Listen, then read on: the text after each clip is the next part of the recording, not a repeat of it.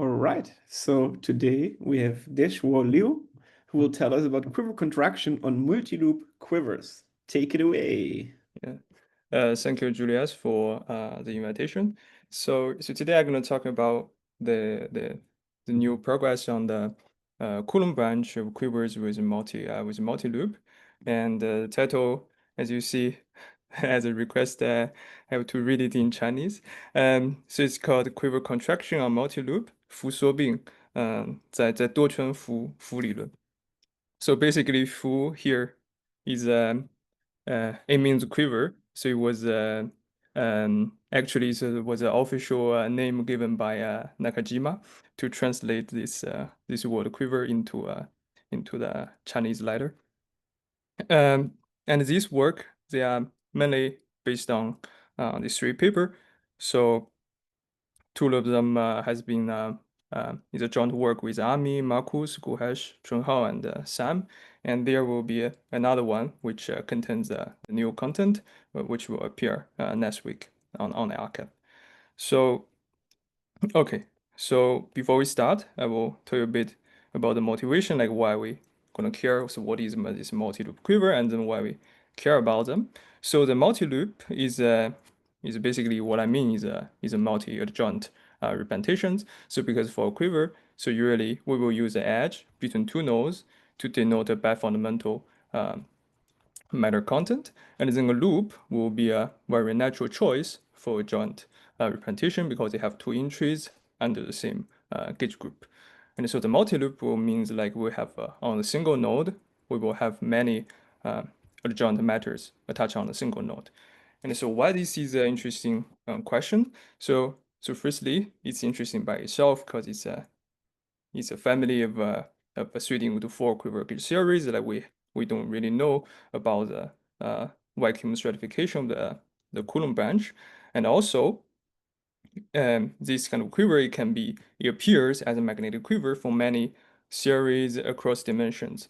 So what is a magnetic quiver? The notion has already been reviewed last week by also in Craig's talk, and I will just briefly see a few words about it. So a magnetic quiver means we can use a Coulomb branch of a quiver to represent the Higgs branch of a series. So due to the nice properties that they are, because the Coulomb branch is suiting for quiver are symplectic singularities. So if we have a series, maybe not even maybe even some non-Lagrangian series, and then it's very hard in general to study its Higgs branch.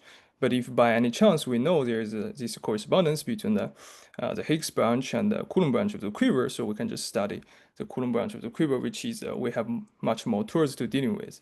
Like for example, we can have many, like we can have a 3D = 4 series as whose Higgs branch can be represented by a magnetic quiver. So if it can be identified by both sides, in this case we call it a 3D mirror. And also many 4D * 2 series, 5D * 1 series, and 6D * 1 0 series, it can be the Coulomb branch, the Higgs branch can be represented by a Coulomb branch with 3D * 4 quiver. Okay, and for instance, I will show you an example like which the series with magnetic quiver has multi-loop. So for example, like I will take a class S series on a Riemann surface with genus G larger than 1. And then the central node of its 3D mirror will have G adjoints. Like for example, if I take A2 algebra and higher genus Riemann surface with a maximal puncture, and then its 3D mirror will be this 1, 2, 3, and with G adjoint attached on the node of 3. Okay, so by studying the Coulomb branch of this magnetic quiver, so we will know the stratification, like by studying the vacuum structure of the Coulomb branch, we will know the vacuum structure of the phase structure of the Higgs branch of this class S series, which is super hard to study if we only looking at it because it's a non-Lagrangian series and we don't know how exactly how to do it directly. So but if we know how to do the Coulomb branch here, so we will know how to do the Higgs branch for this class S series. And also it will such type of quiver will also appear in some 5D Brane system and 6D system with possibly O8 plus plane. So if time permits, I will show you some further examples. So okay, so this talk, basically after this motivation, so basically the talk will be arranged in this way.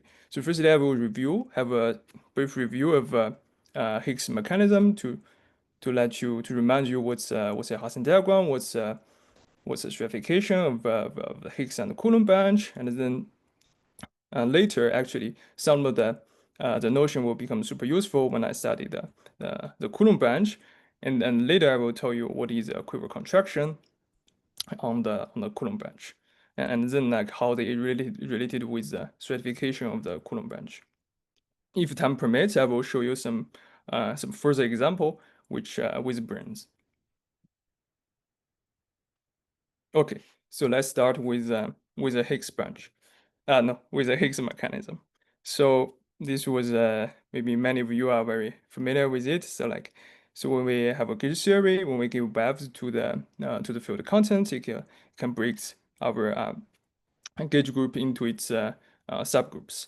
And in practice, there's a very nice way to compute the Higgs mechanism, which is just by doing the branching rules for your bosons and your fermions.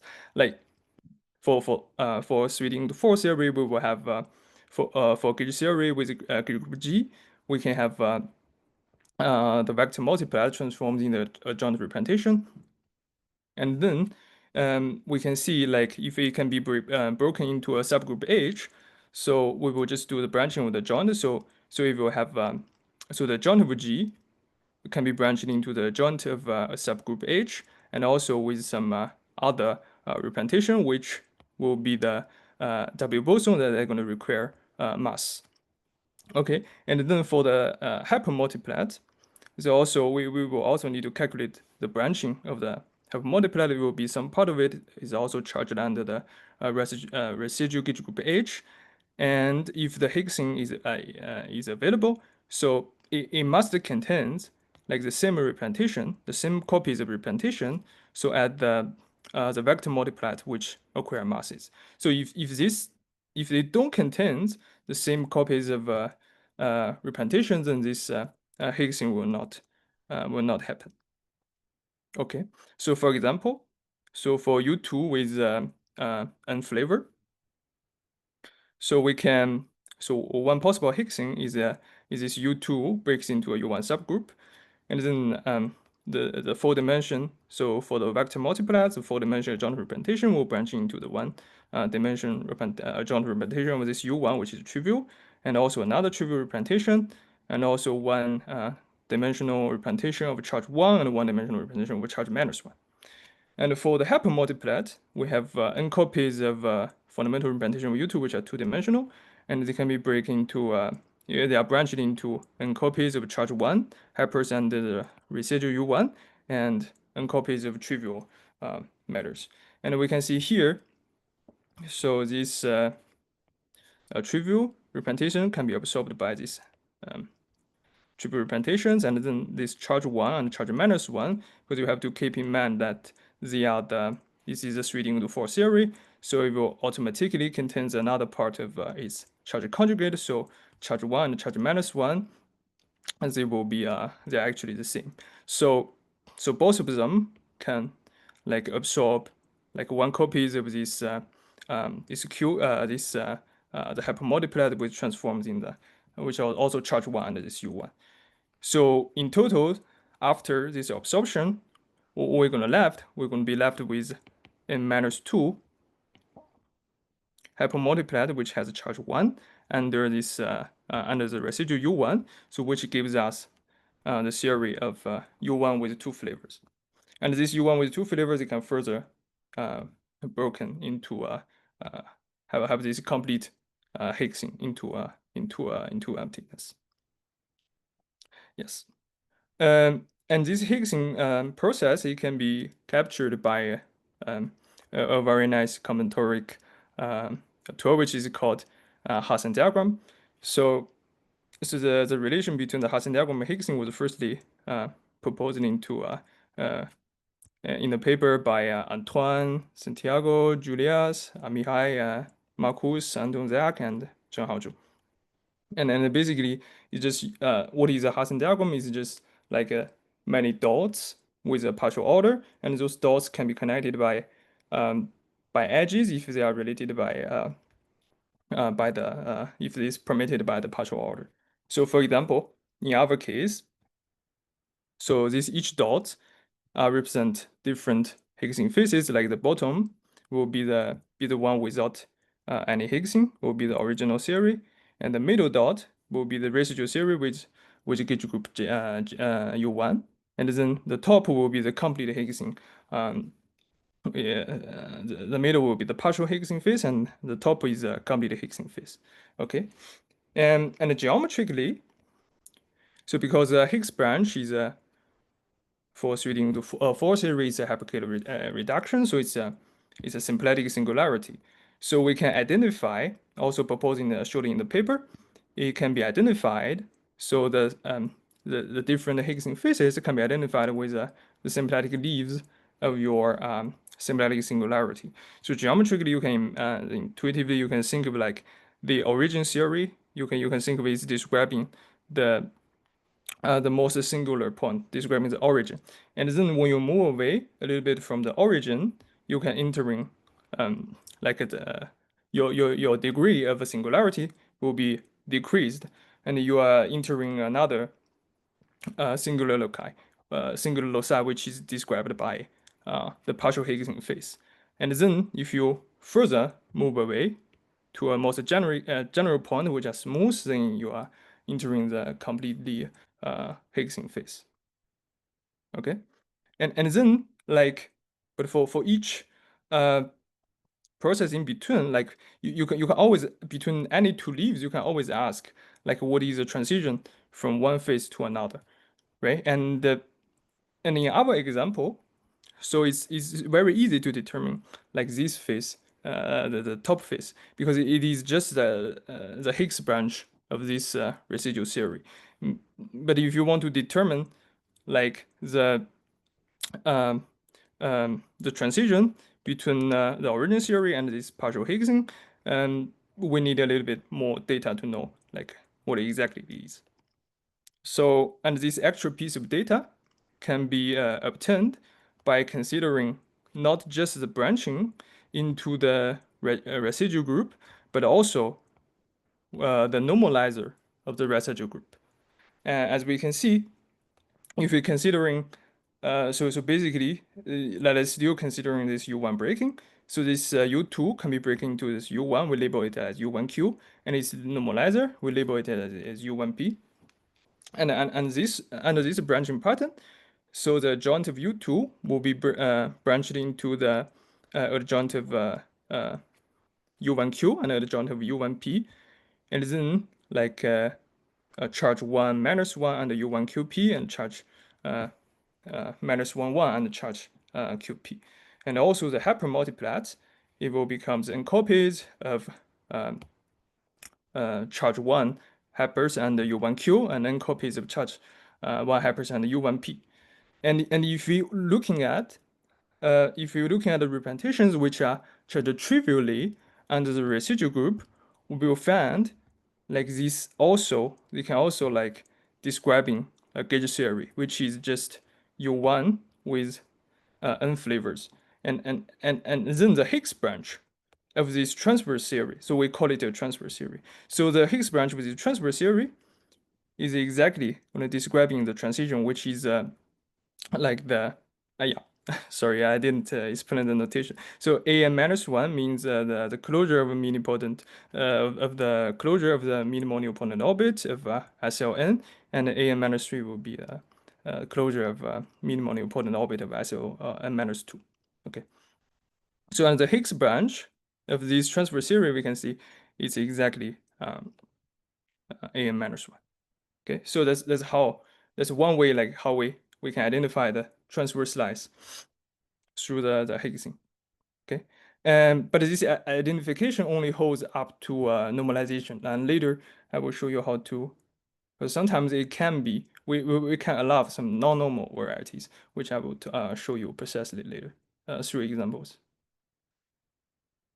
Okay, and then more generally, like for any in between any two residual group H1 and H2, we can ask what is the transverse slice, what's the transverse series, and then the process is basically the same. Like we are looking at the normalizer of the smaller residual group inside the larger group, and then the matter content will be the ones which are transformed trivially under the smaller group, but non-trivially under the large group.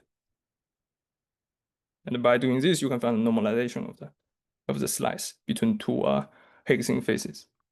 Okay, so another example I will show you is like U3 with n flavors, n fundamental flavors. Okay, so you basically you can ask, so it can be Higgs into a U2 with 2n minus 2 flavor, and also U1 with a minus 4 flavor, and then we can ask like, so because we have many different faces, and between each two leaves, between each two faces, it can be described by the corresponding transfer series. Okay.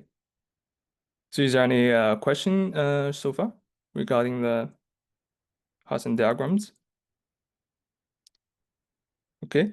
So and here I want to introduce a concept of elementary slice and also minimal Higgsing. So the minimal Higgsing is just suggested by the name. It's really the minimal Higgsing. So if from a residual group H1 to H2 is called minimal Higgsing. So if we cannot. So in between there's no residual group it can be Higgsing into. So then we call it really a minimal Higgsing. And then the slice corresponding to the transverse slice corresponding to the minimal Higgsing is called elementary slice, because the total Higgs mechanism Higgsing can be constructed by considering the minimal Higgsing steps by steps, and so we can also construct the whole Hasse diagram by considering the elementary slice one by one. Okay. And also I want to mention that like the elementary slices on the Higgs branch of unitary quiver gauge theory, so it's fully classified firstly by mathematicians by Graham Bellamy and Travis Schiller in an unpublished work, and also later by us through we argue that through the Higgs mechanism, and we also rediscovered their result. Okay, but here I will not talk too much about this the Higgs branch. Yeah. So if you're interested, we can discuss later. And it's also I talked about this last time when I was in Quiver Meeting. So if you're interested, you can watch the recording or you can ask me later on this point. Okay. Now, there's still some more I want to tell you, which is like how the mathematicians are dealing with the Higgs branch. Okay, so like how they find. So because we know they are the symplectic singularities, so for symplectic singularities, the mathematicians have a way to derive the symplectic leaves and their stratifications. So I'm going to tell you how exactly should you do if you are like as a mathematician how they want to do it. Okay. So firstly I want to tell you about the stratification of a geometry quotient. So what is a geometry quotient? So here I will take like a flat manifold M, and then there will be and then also, and on this M, there is a complex, so M to be a flat complex manifold, and G is a complex reductive group action on G. And then we can define this what we call the geometry quotient or complex holomorphic quotient by you can considering the ring of the polynomial ring of M, and then you only keep like the G invariant polynomials. So it's kind of like the filling of gauge invariant operators.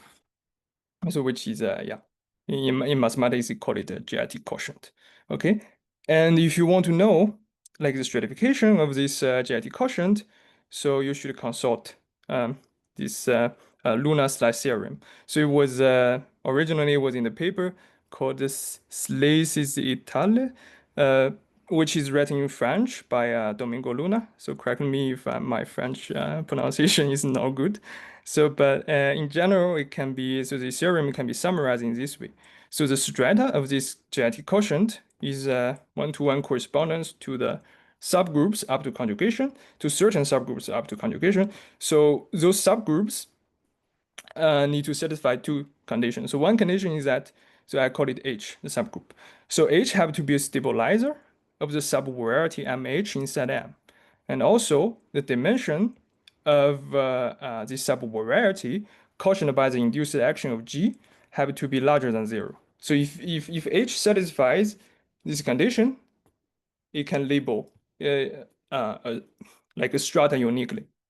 So if we manage to find the list of such H up to conjugation, so we can write a stratification of this genetic quotient of this as this. Okay, so each leaf will going to be labeled by the by such a subgroup. And geometrically, we can on the Hasse diagram we can think of we can interpret it as this, like from the bottom leaf, the largest leaf, of course, there will be a partial order naturally induced from the subgroup partial order. Okay, so the bottom is always the whole group. Okay, and then like the geometry to the top leaf, which is just empty the trivial subgroup, identity subgroup of G, it will be described by the genetic quotient itself. Okay, and from a leaf labeled by subgroup H to the top, it will be the transverse space slice will be described by the transverse space which this subgroup H stabilized, cautioned by the action of H. And then the the transverse slice between the leaf labeled by H and the leaf labeled by the original group will be MH cautioned by G. And this one is, so you need to be very careful. It's not, in general, it's not a normal variety, but it can always be normalized to MH cautioned by the normalizer of H inside G. So and this is basically, so if we translate it back into the physics language, so this part will just be the kind of the, so if we take H here to be the image of the momentum map, and then the whole GIT quotient becomes a hyperkähler quotient. Okay, and then we can translate this as a residue, as a Higgs branch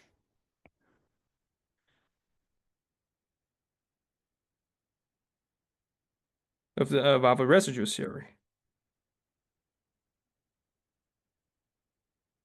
And then this part, after normalization, it's a Higgs branch of the residue theory.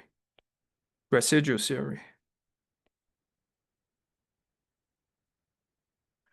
Okay, so the same logic can be applied to if we don't take this as a complex reductive, if you just see G is a discrete group, this whole argument also applies. And then it actually in that case we just call it like a orbifold. And here I want it to be a symplectic orbifold because we're always dealing with symplectic singularity. And this argument, it can also be described by this equivalent statement that the leaves of this symplectic orbifold has kind of like have one-to-one correspondence to the parabolic subgroups of the whole action of the quotient group gamma up to conjugation. And the parabolic group is in the sense that it's a stabilizer of isotropic flag. So which is fit with the definition of parabolic subgroups of a continuous of a Lie group. Okay, so it's a stabilizer of the flag. So it will automatically satisfy these two conditions. So it's a stabilizer of subspace and also the quotient of the of it by the whole group is has a dimension larger than 0, which means like when you go to the next leaf, you always reduce your dimension. Okay, so one example is so our favorite example, the symmetric product n of C2, which is a discrete quotient of C2n by Sn with the action that as Sn permutes those n copies of C2. Okay, and then the parabolic subgroups, they are just they are all in this form, like the product of Sni with the sum of Ni equals to n. So so here then we can see like the instant claim is that the leaves have a symmetric product n with C2 is one-to-one correspondence to the partitions of n, because all the parabolic subgroups are in the one-to-one correspondence to the partition of n. Like if it's S4, I will show you an example like for S4. So for S4, we start from S4, we can see it can go to like two parabolic subgroups. One is S3 cross S1 minimally. Go to the two parabolic subgroup. One is S3 cross S1. Another is S2 square. And both of these two can go to S2 cross S1 square.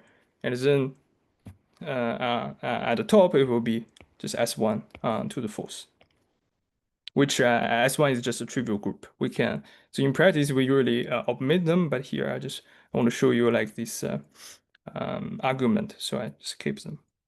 Okay, so and this whole process is we can treat them as a discrete gauging process. Yeah, and to be honest, this discrete gauging and this discrete Higgsing process is going to play a very crucial role when we are when we're deriving the Coulomb branch, multiloop Coulomb branch Hasse diagram. Yeah. Sorry, I have a small question.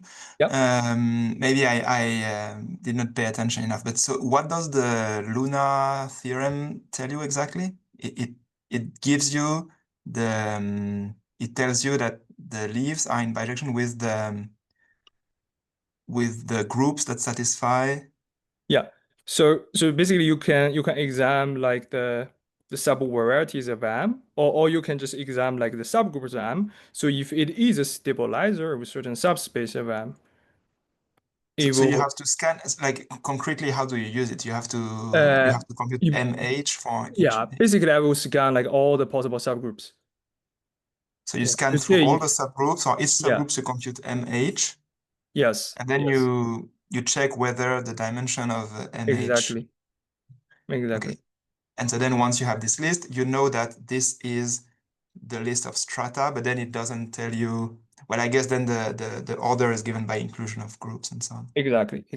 Okay, so that's the Luna Smythe thing. That's the Luna thing, yeah. You can also read the papers in French. Well, I opened the paper, but I opened the paper. I tried to read it, and then after a while I give it up because I can only extract a very limited information. But then later there's a summary. There's a many summary paper on this in English. That's how I get this. Yeah. Okay, thank you. Right. And basically the same logic applies if they are all discrete. You also go through all the, so if you already know like what are the parabolic subgroups of your of the gamma, you are that. But if you don't know, I will just go through all the possibilities. Yeah, because if the group is infinite, then this algorithm is not very, you cannot really go through all the subgroups. Yes. Okay, thanks. Yeah. Okay. So the thing, so for discrete gauging, it can be generalized to like any M quotient by a discrete action gamma, like even when M are singular. So and then what we really need to do is like we are looking for the image of the leaf of already derived here, and we're looking at the image of this inside the stratification of M itself, and then the intersection will give us the new stratification. Thanks to the discussion with Evan Losov, which informed me of this nice result. Okay, so far that's the everything about the Higgs branch. And then here is a problem, like because in the end, we want to discuss the Coulomb branch, and Higgs branch and the Higgs mechanism, they don't apply for the Coulomb branch. Maybe you can also argue they do apply, but not in this nice way. So and the resolutions to this, we can find a 3D mirror pair of the Coulomb branch, and then we study the Higgs branch of its 3D mirror. And all we can also, if we know the brane system, we can looking at the brane movement, which can give us intuition of how the stratification should looks like. Or if we know the geometry already, like for example, by examining the Hilbert series of this of the Coulomb branch, if we can identify it with a known symplectic variety, and then we know how to dealing with it. Yeah, but in general, it's a hard problem. Like how exactly should we do for Coulomb branch? And now I'm going to tell you like a very nice combinatoric way, like to solve like the Hasse diagram, to compute the Hasse diagram for the Coulomb branch. So it was firstly derived from the by relating the Craft process transition with the movement of branes by many works of Ami, Santiago, and some others. So which is so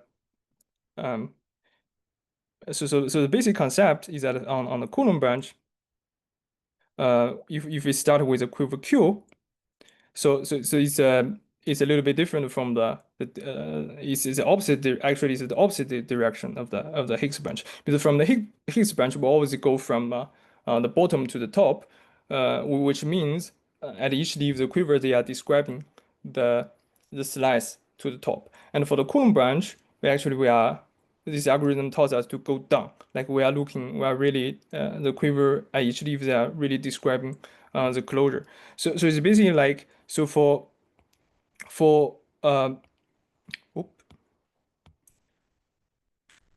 we start with at a leaf, which is described by the Coulomb branch of whose closure is described by the Coulomb branch of the quiver, and then we can look at. So if we know, like the next leaf is also described by another quiver, and so we can try to calculate like the difference between these two quiver, and it will also gives you at most time it will also gives you another quiver, and C is just like a U1 node, and then basically the concept will be, so from Q you can shrink, you can try to contract S into a node of U1, and then it will gives you the description of Q.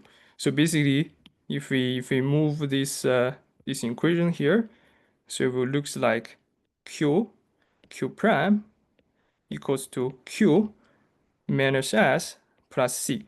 So it's basically like we are identifying like a part of the quiver which corresponding to the transverse slice here, and then we contracting it into a node of U1, and then which will give us the quiver who's describing like the closure of the leaf below.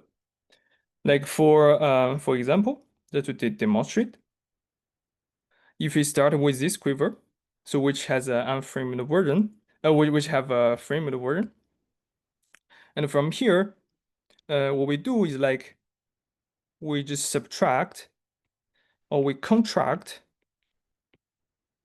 a quiver which is a balanced A2 into a node of U1, and then we landed into this this picture, and so we can see here, like, so because this so we don't touch, so this two node, the two node at the edge we do not touch, and they are kind of, so this still connected to the U1, to the new U1 node, because previously these two edges they are connected to the A2 quiver.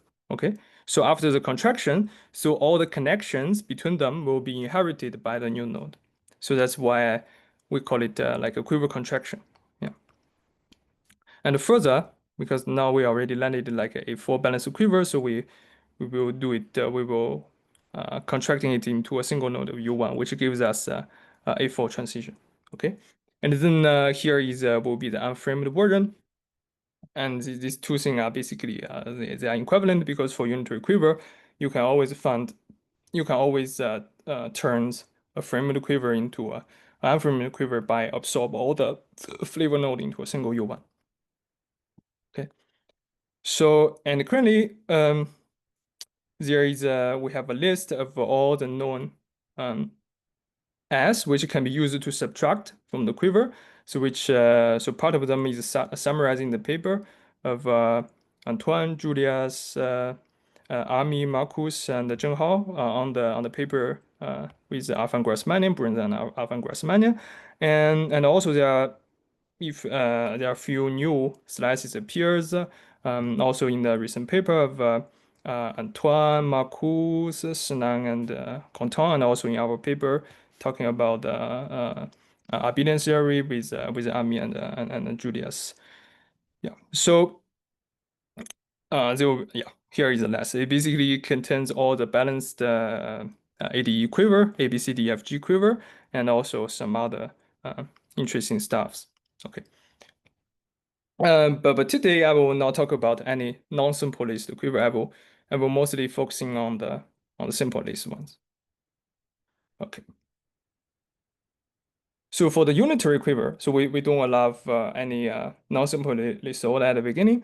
So we can basically looking at the local component of those quivers, because now we know we can use this subtraction of to derive the Hasse diagram, and so using like this kind of reverse engineer, we can only looking at the local part of those quivers and see like and classify them into different categories and study them different separately.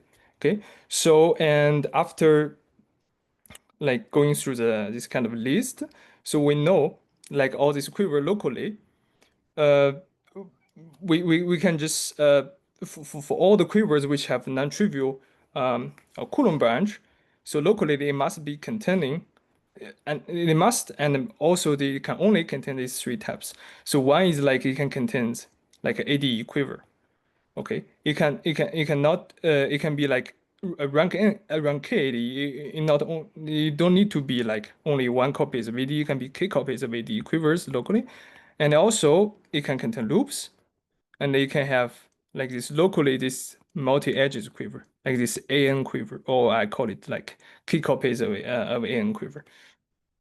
So that's all the possible like configurations for unitary quiver, which have non-trivial Coulomb branch. You can just put all these 3 different local parts together and making it very complicated. But if you're looking at locally, so these 3 are the only choices. Okay, so if it's a single ADE, if it only contains a single ADE, and if it have no loops, and if it only contains a single AN quiver, and then like the algorithm is just as shown here is what I described here. You're just contracting this part into a node of U1, and then this node of U1 going to inherit all the connections to the other nodes. Okay, and then the question is like, how about if we have multiple copies of ADE? Like for example, what if we have like something like KKK here, or maybe K1, K2, K3, like this kind of weird multi-rank A2, or what if we have multi-loops? What if we have like K with 3 loops? And also what if we have these kind of multi-edges, right? K1, K2. So and those are the problems that are waiting to be solved. Okay, and before I tell you how to dealing with those problems, so there is a very useful relation which I'm going to show you. So for a node of K with G adjoint, so on the level of the Coulomb branch, it can be just identified with this complete graph with an additional SK quotient. Okay, so and this SK quotient, so usually we denote it combinatorically by put the decorations on each node. So if we're looking at this relation carefully, we will see like if you have a node of K with G adjoint, and then we can expand it into this complete graph of U1 with 2G minus 2 edges connecting between. So the joint on this U1 here we can just ignore it because it's for U1 it's trivial. So it's just as like a bookkeeper. Like sometimes it's useful to keep it to just remind ourselves like how many in the Higgs process, but they don't contribute to the Coulomb branch. So and this result is actually part of like a more general claim, which is that for any suite include for gauge theory, like the Coulomb branch with the theory can be we can always find like abelian as a theory with the theory, and then the Coulomb branch between the abelian as a theory and the theory itself is related by a discrete well group quotient of the gauge group. Okay. So and here is a special case, like when the node is UK and yeah, and then the matter content is adjoint. So this is a special case of this claim. Okay. What if the gauge group is E8? Oof.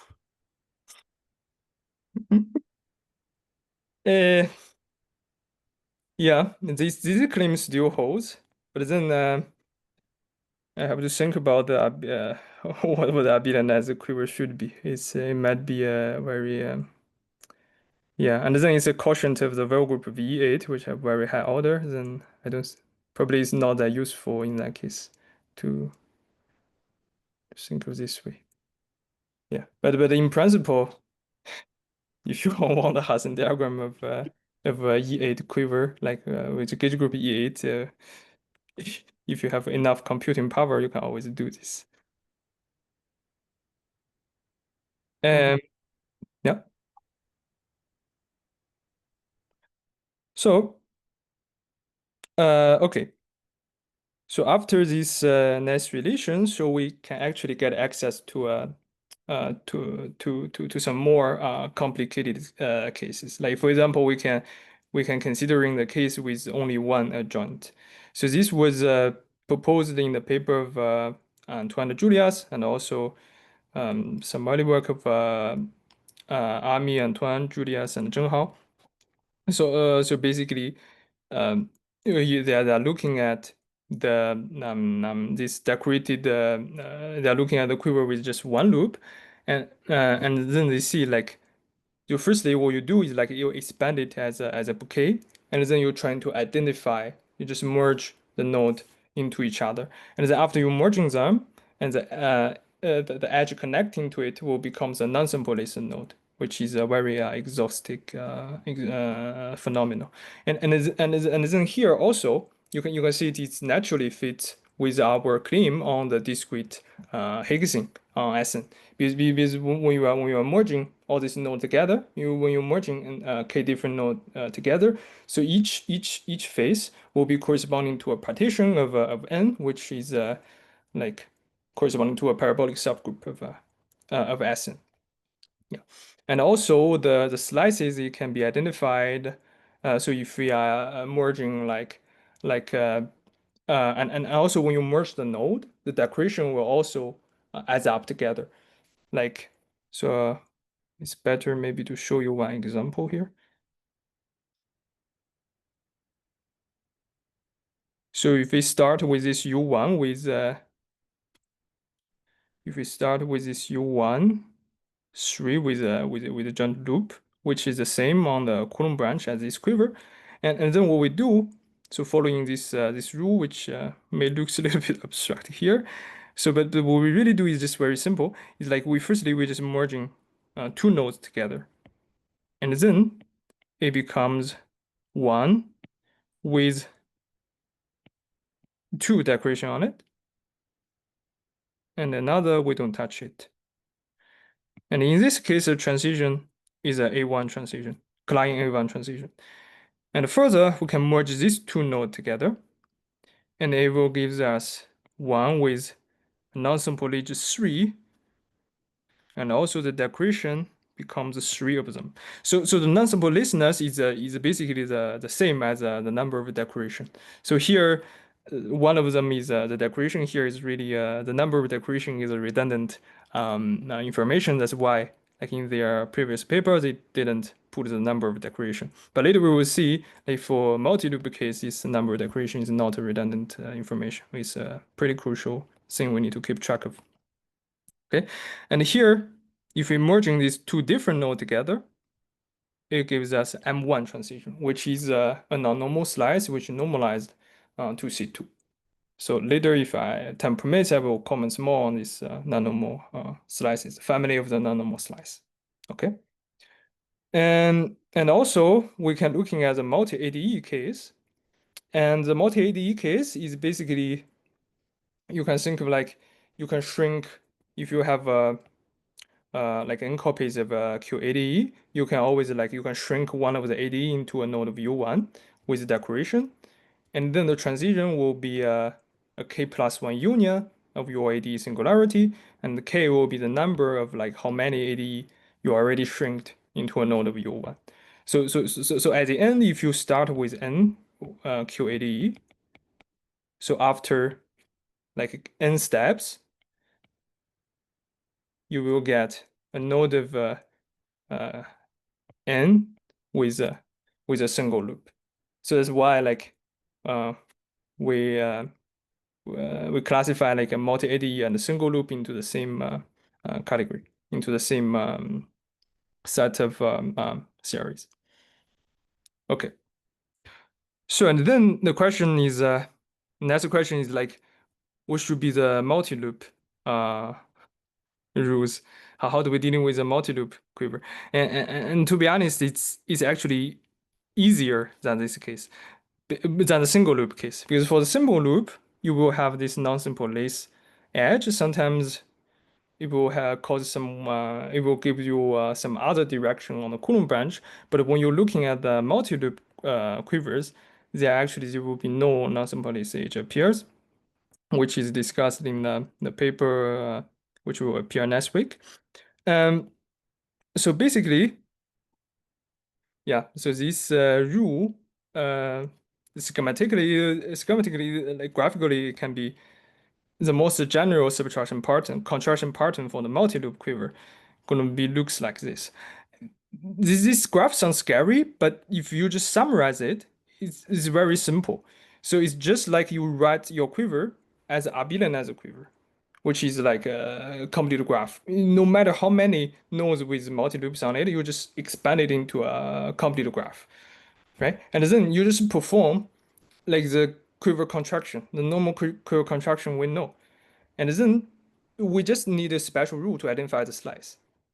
Okay, so and this is and those slices they have 3 different ways to identify 3 different types of slices.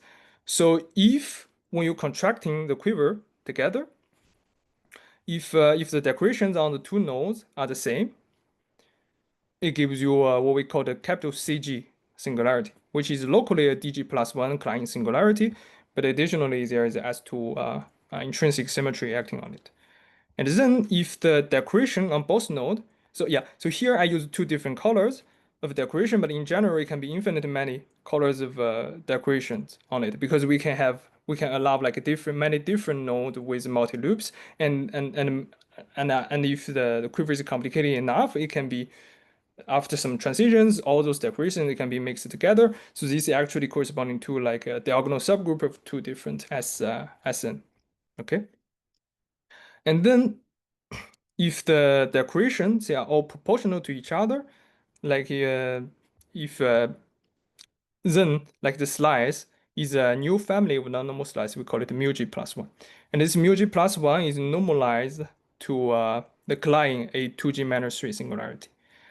And if the decoration is just, so if they are not the same, and then if they are not proportional to each other, and then it's just a common A2G minus 3 singularity, which is just simply the Coulomb branch of the quiver we are contracting into.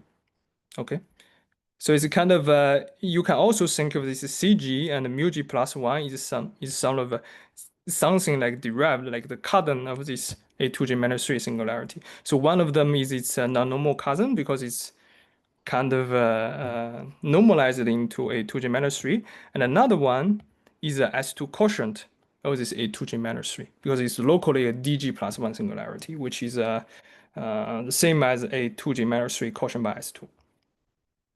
Okay, so for instance, if you're looking at this 2 with G adjoint, and then we can just expand it to its decorated abelian quiver. So which is just 1, 1 with 2G minus 2 edges in between and decoration on each node. And this, if we read the recipe, so we know it's a CG singularity. All we can see, because it is AG, so without the decoration is a 2G minus 2G minus 3 singularity, but this decoration telling you we need to do a S2 quotient. So which gives us locally a DG plus 1 singularity. But overall, we should, there is S2 quotient, is an additional S2 action we need to keep in mind. This can also be seen from the deformation parameter of this from the quiver, because here we only have G mass parameters, and DG plus 1 has G plus 1 deformation parameters, which is a mismatch of 1. So it should really be a capital CG instead of DG plus 1 singularity. So another example is this 1, 2 with G on the 2. Okay, so this firstly can be expanded into so this 2 can be expanded into this A2G minus 3 quiver, and then we can contract this part into a single node of U1, and here we can see it's very different from the case when there's a single loop, because all these two edges connecting to it is still there. So it becomes a 1 connecting to another U1 with 2 edges, just as what you usually do if they have no decoration. Okay, there's no non-simple list edges, and then from this part we can just subtract another A1 because it's there is a local A1 quiver here. Okay, so and you may ask, like, why this is true, right? So why you just told me like you can just expand it into an abelian as a quiver and just do the quiver contraction. So the reason is pretty simple. Like if you recall what I told you about the discrete Higgsing, right? So the fixed loci of the stratification of the discrete Higgsing, they are determined by the discrete by the parabolic subgroups. And then at this case, so magically, all the fixed loci of the parabolic subgroups of this Sn, they actually coincide with the quiver contraction, with the loci implied by the quiver contraction. So the reason is that because those Sn's action, they are really the quiver alter automorphism. Like when you do the quiver contraction, you are identifying two nodes together. So on the point of monopole operator, so what you do, you just identify your monopole operator with charge m into with a monopole operator with charge m, which permuted by element between this Sn in this Sn. After identifying this equivalently on the quiver, you just merge like those nodes together, right? And also, so which is exactly the same as what you should do for the which, like if you want to find the fixed loci of a parabolic subgroup of Sn. Okay, and this is holds for G larger than 1, right? So if G is equals to 1, so what's going to happen? Here it will be, so this 2G plus 2G minus 2 edges will become 0, and then there will be no like quiver contraction or quiver subtraction you can apply for the abelian as the quiver. So that's why there is a different behavior. So there's a hint like why there is a kind of a different behavior between a multi-loop and a single loop because of this this reason, this 2G minus 2 reason. And then like incident consequence is that if you're only talking about single loop quiver with G adjoint, then the Hasse diagram will have the same shape for both G equal to 1, G larger than 1. So they are just, it will be, each D will be corresponding to a partition of K.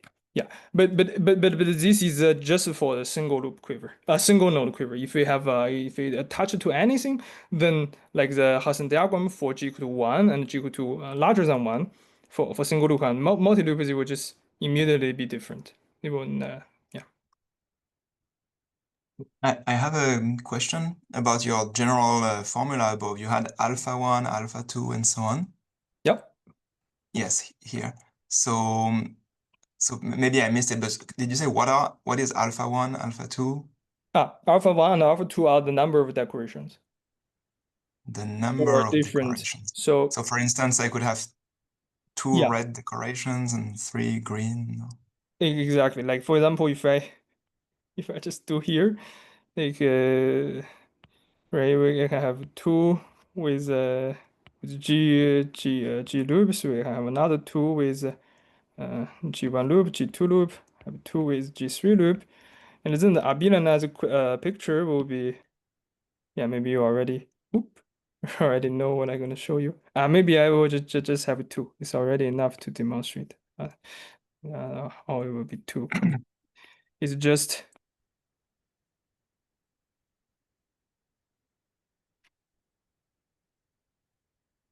two G2 minus 2, G1 minus 2. Here is 1, 1. And then I use red to decorate this. This is one of the S2. And then I can use blue, maybe green, to decorate another. Right? So yeah, let me put like 2 node, 2 edges in between. Okay. And then like so from this picture, you can do a quiver contraction of this quiver, right? Because there is a A1 here. And after the contraction, you will land it up with a node. So in your notation, Yeah. the left one would be a 1, 0, and the right would be a 0, 1. Yeah. Right? Yeah. Okay. Yeah. I see. Okay, and thank you. this guy will just be a 1, 1. Yeah. And this one, yeah. Okay. Thank you for the question.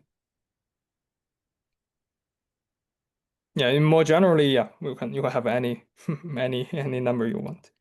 Yeah, this is just for simplicity. Yeah. So okay. Wait, but can you have more than one? Like, can you have 2, what does it mean, for instance, to have 2, 1? Yeah, of course.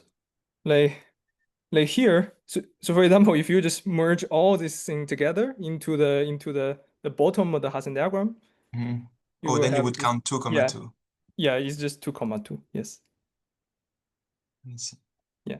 So the just you can think of you should really think of this as like a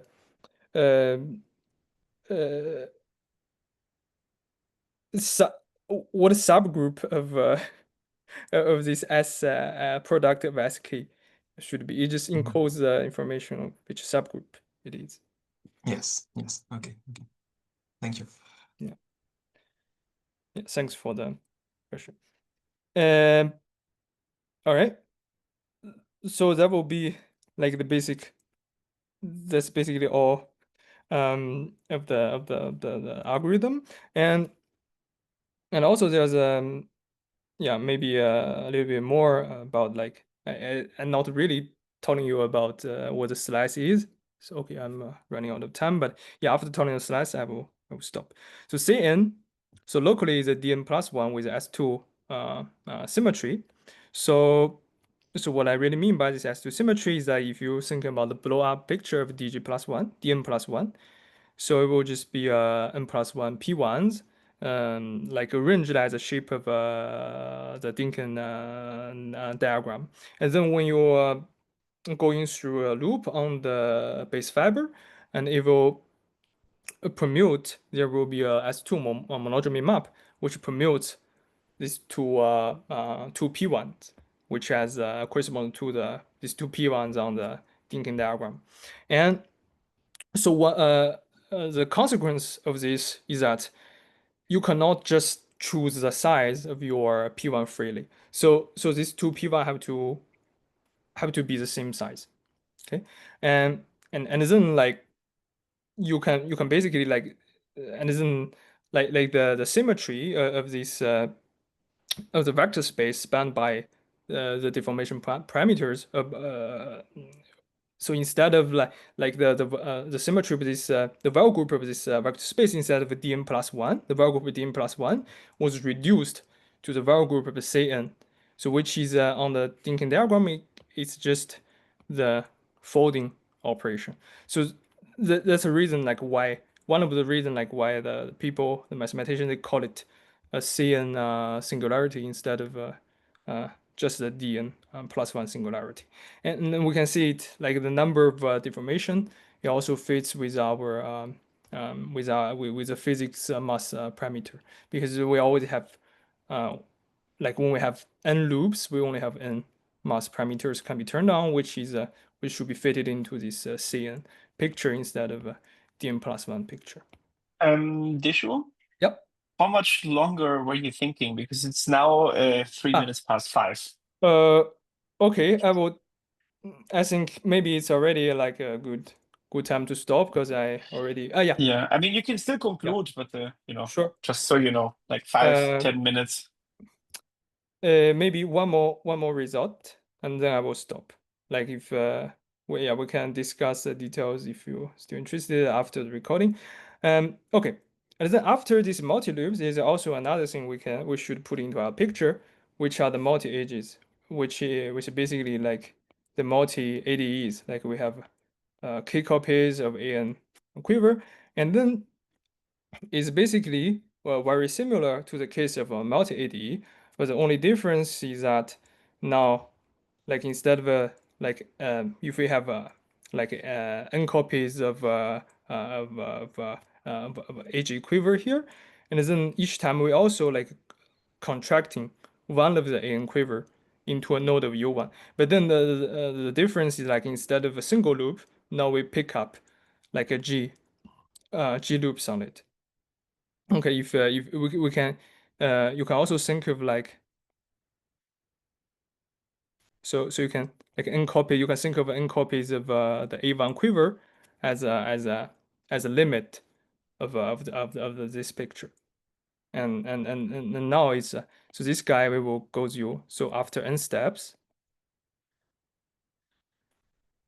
it was contracting into a n with a single loop, and here if we have n copies of this AG quiver, G plus 1, and after G steps, it will give us, sorry. After n steps. Huh? After n steps, you mean? Yeah, after n steps. Yeah. Thank you. It gives us n with G loops, so which we can now at this step, after you're applying this rule to this step, you can continue to apply like, the rules of multi-adjoint. Okay, so that's basically why I want to tell you, and maybe a little bit on loop, like, so there's still some standing problem, like for example, how do we dealing with a general non-symbolic quiver? So we also have a conjecture in our paper, but it needs further verification, and there's some subtlety on this. And also like is there like what's a mirror? Is there because we already have the full algorithm on the Higgs branch, and then how this algorithm on Coulomb branch and the algorithm on the Higgs branch related precisely, and can we find like a nice 3D mirror for the quiver with multi loops? And also another point is like, can we find like any Higgs on Coulomb branch which are non-normal variety, or can they be found? Right. Or we have no hope actually to find them, restricted by some argument. And in the end, like, what's a really formal definition of the declaration? Is this like can be a well-defined field theory concept, or is just served as a commentary to us? And basically, that's that's what I'm going to talk today. Thanks a lot for listening. So, is there any questions? All right, let's thank Deshuo. Questions?